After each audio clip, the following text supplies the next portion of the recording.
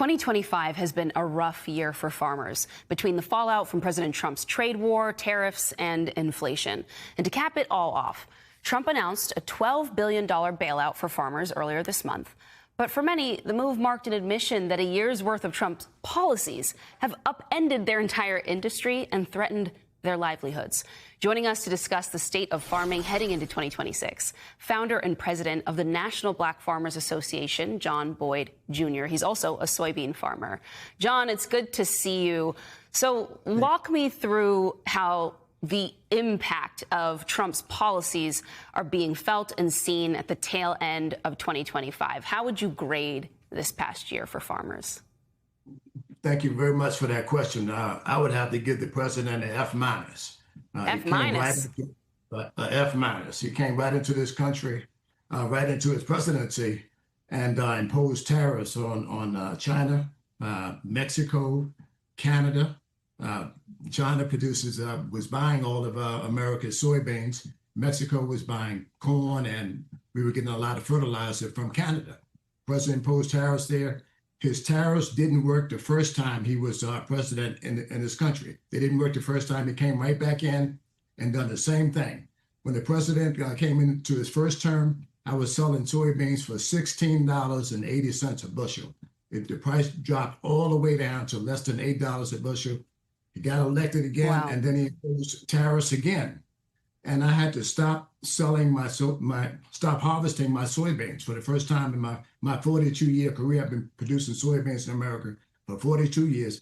This is the first season I had to stop harvesting soybeans because the grain elevators were full because China was not buying any soybeans. My mortgage is due tomorrow, January 1st, my mortgage is due. I don't have enough money to pay that mortgage as I sit here and speak to you.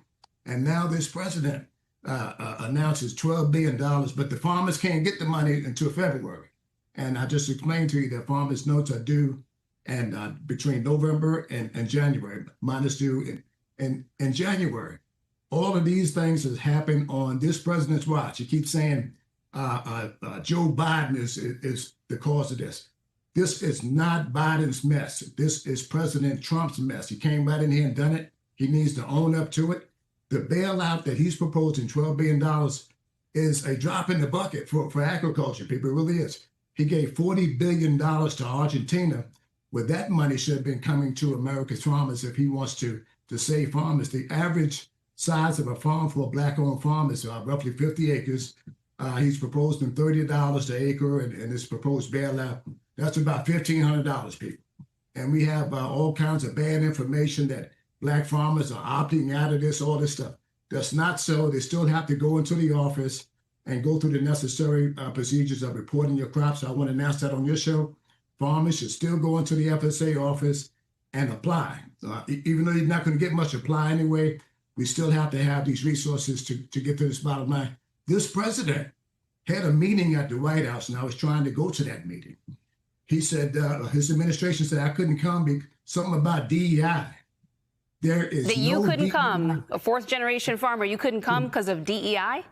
Because DEI, they said it was moving away from DEI, and that they were going to focus primarily on large-scale white farmers that produce the most food, is what this administration says. So here it is. He's hurt my farming operation that I've just explained to you, and I have about 2,000 acres here in southern part of Virginia. But we're not good enough to come and sit at the table and tell this president that he's doing a sorry job for America's farmers. And then he wants to do away with immigration in this country.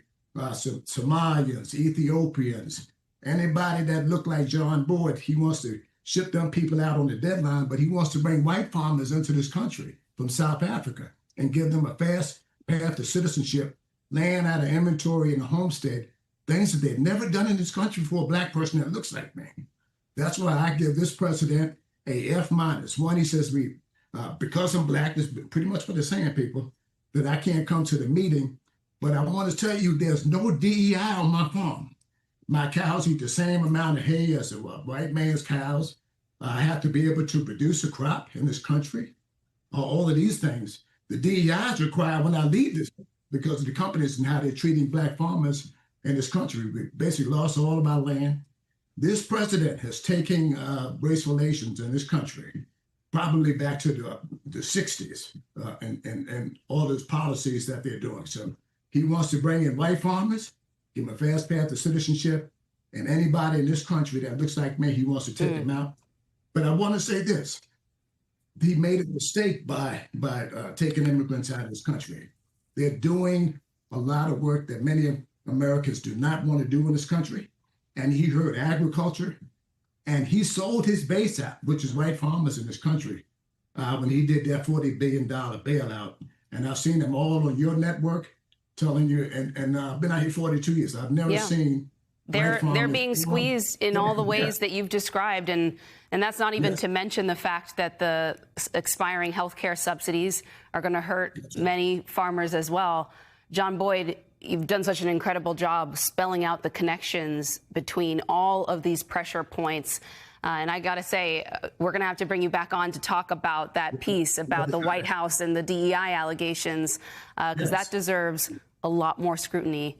John Boyd Jr., it's good to see you. Thank you so much for Happy New Year to you. Happy New Year. And please keep us posted about your farm. I know you've got some tight deadlines here with the bills due, but the bailout delayed. So, and I have to say this, these foundations in the country, don't be afraid of Trump. Step up and support America's farmers. Don't run away from us because they look black and all this stuff.